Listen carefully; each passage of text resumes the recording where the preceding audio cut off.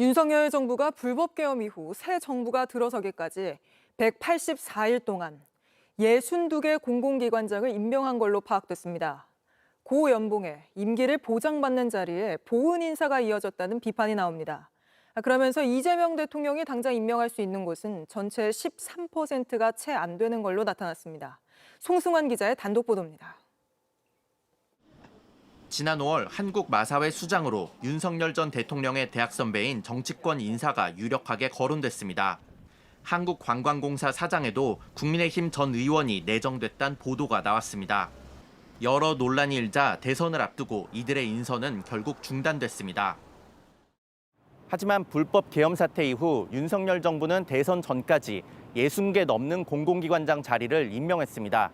윤 전 대통령이 3개, 한덕수 전 대행 18개, 최상목 전 대행 29개, 이주호 대행이 12개를 임명했습니다.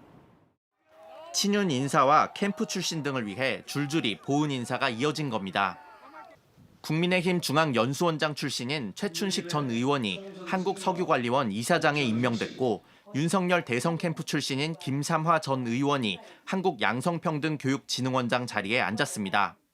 이들 모두 1억 5천만 원이 넘는 연봉을 받으며 3년 임기가 보장됩니다. 내란에 관여한 혐의를 받는 박성재 전 법무부 장관도 대학 동기인 김영진 변호사를 대한법률구조공단 이사장에 임명했습니다.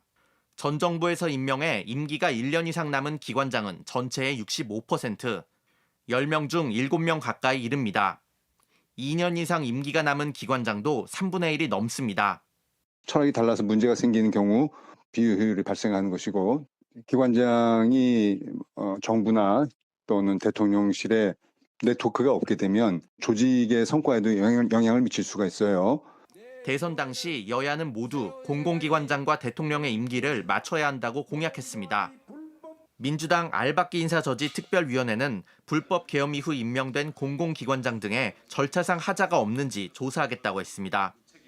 JTBC 송승환입니다. JTBC 뉴스를 시청해주셔서 고맙습니다. 저희는 저녁 6시 30분 뉴스룸에서 뵙겠습니다.